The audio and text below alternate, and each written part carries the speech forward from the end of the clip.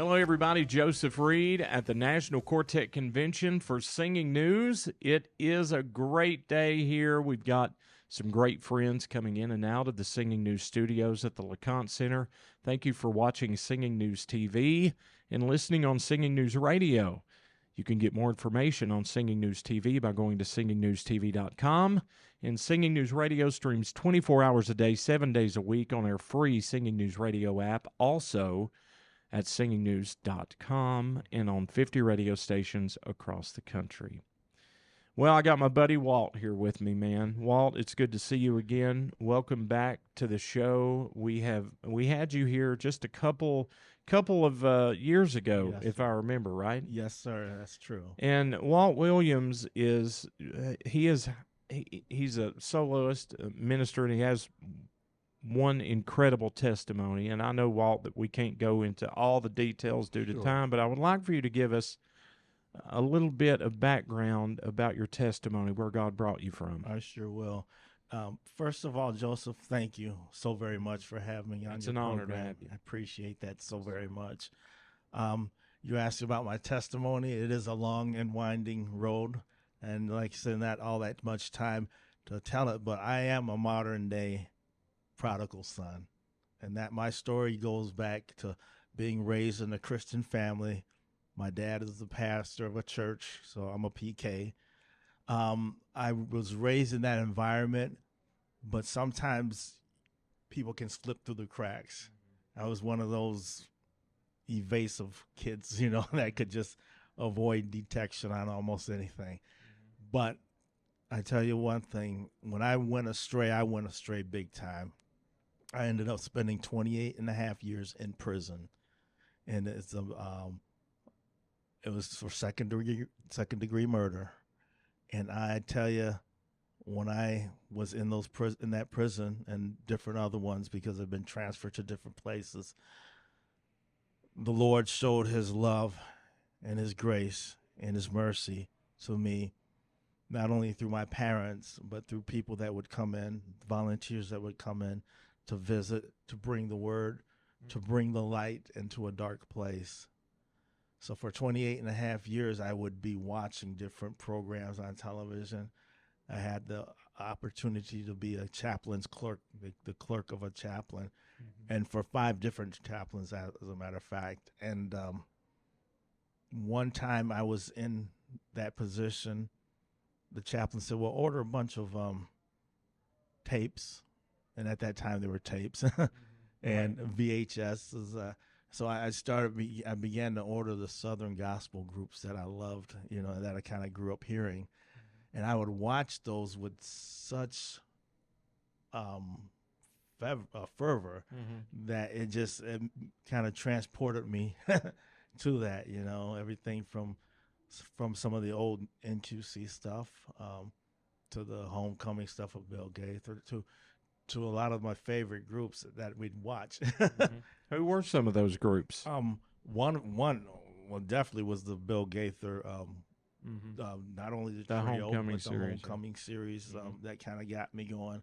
And I says, wow, this is spectacular. Maybe I told the chaplain, I says, maybe we can we can have a special day for people who want to come to watch these videos. And we show them in the auditorium. And I'm telling you, we did that.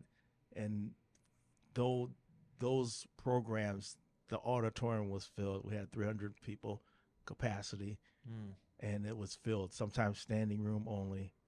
And people, and the power of gospel music is something. It can change lives, and I'm a witness to that.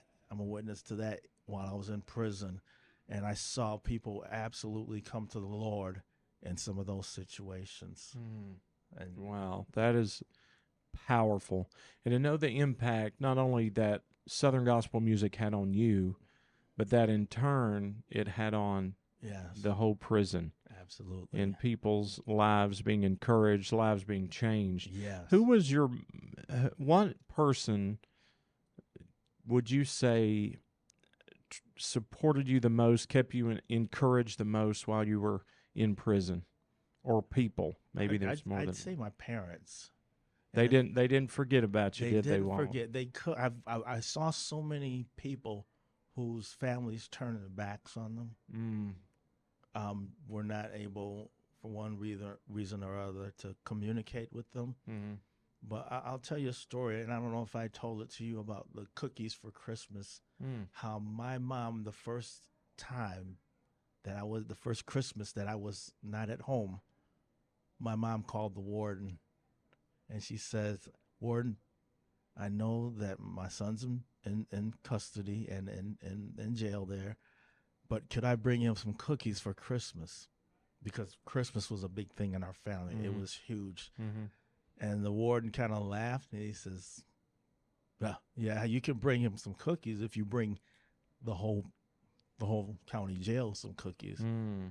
And he, as I say, he didn't know my mama, because she got all the people together at church, and she started cooking, baking. Not just the women, the men too. Mm-hmm. They baked from sun up to sundown, and on Christmas morning, the guards were banging on the bars to let you know that there's something coming down the rock. So they were passing out these bags, and I'm looking. I did not know that my mother had done this. Oh, wow. I had no idea. But he reached inside the guard and handed each person a bag of cookies through the bars, and in those bags were cookies, and there was a handwritten note, scripture, handwritten, not copied or diddled or whatever. Mm-hmm. For God so loved the world that he gave his only begotten son. My God. And we all had cookies in the county jail that year. And that was the only thing we had to kind of commemorate that day. And my parents, my mother and my dad, those are the two people who really are I call them the mega stars in my life, because through them I was shown the love of Jesus, that example that wherever you are, I can reach you. Yeah. There's no place too dark, and there's no place too far. There's no bars that can keep him away. Amen. Right? That is so true. Walt here has been recording music. He's been sharing this testimony all over the country. And Walt, you recorded several months ago at Daywind. Yes, I did. What was that experience like? That was mind blowing to me. Yeah. To one day be watching something from Daywind, from a prison, to actually being in there. And for some people that may not seem a big thing, but it is huge to me. Yes, it is. And they treated me so very well, and I appreciate how Nick Bruno worked with me. What a great guy. He is a good friend of mine. Oh, yeah. And a great producer, a legend. Absolutely. He toured with Elvis. And the Kingsmen and many others. He's a legendary guy. I didn't know he produced you. That's cool, man. It's amazing. I'm just in awe of what God has done. Now, that album is available? That album is available. Is it streaming available? Too? It is streaming. Yes. Okay, so what do they call it? All the major platforms. All the stuff. iTunes. All the stuff. Spotify. Walt Williams is where you can find his Walt music. Williams Jr. I'm sorry, Walt Williams Jr. Yeah. And do you have a website, Walt? I do. It is waltwilliamsjr.com. Okay. Is that JR for Jr.? JR. Okay. Yeah. waltwilliamsjr.com. And what I'm really excited about is the fact that you are going to be coming out with a book. Is it really going to focus on your testimony about prison and experience? Yes, it absolutely will, Joseph. I'll show you a picture of it, the cover. Very good. It is called, it's my title song for my first album, called From Guilt to Grace. Oh, wow. And I wanted the cover of the book to kind of show the progression of what the guilt is that we carry, or that I carried. I can't speak for everybody, but I do know that the Bible does say that we've all sinned and come forward of God. I'm not sure, Carson, that on the tight shot if this is coming in or not, but that is the cover, and you can see the It's almost like an evolution. Yeah, almost. And of a different kind. Yes, there you go. Of a godly kind. Of a godly kind. Of where a man in desperation, then to prison, and slowly but surely God turns that around. What a powerful cover. It's From Guilt to Grace. Yes, sir. And it does. It concentrates on my testimony. It tells a little bit of growing up, how I grew up in the home of a Christian family. And a lot of it has to do with being incarcerated, because at the time when I got out, I spent more years in prison than I did out. Wow. How old were you when you went to prison? 22. Oh, wow. Young guy. Well, yes, sir. Yeah. And so 28 and a half years later, the Lord blessed me. And the way that happened was, again, I say just divine appointment. A guy named Scott Wiley. He is the director of the Gospel Barn. He came in with his, he was the aide of a guy named Ken Kurtz, who came into the prison. And he came in, and Scott Wiley is a trombone player. And he asked, I'm in the prison band. He says, can you follow me? And so I said, we got you. Don't worry. Just start going, playing away. And I invited them to church to do a church service, and it was powerful. Blew the roof off of that place. But that was another major connection to Southern gospel music, because the Gospel Barn is definitely Southern gospel oriented. Absolutely. I don't know if you've heard of that place. Very, very great place that showcases the great music that we love. Yes. And so, do you currently perform there? Well, or have you been back? Yeah, I was back there last week. Okay. And I did, it was 2 weeks ago, I did a concert there on a Sunday. And it was really, really well received. I just thank God for that. And it was the first one that's just, I did it, by myself. Right. And then the following Saturday, I got a chance to play a few songs with I'm trying to think who came. That was the Booth Brothers. Booth Brothers. Okay. And that was a big thing in my life. They were there recently. Yeah, the Booth Brothers. A lot of people. Yeah. A lot of great artists. A lot of you may have even been there. Yeah. At the Gospel Barn. You know what? Too.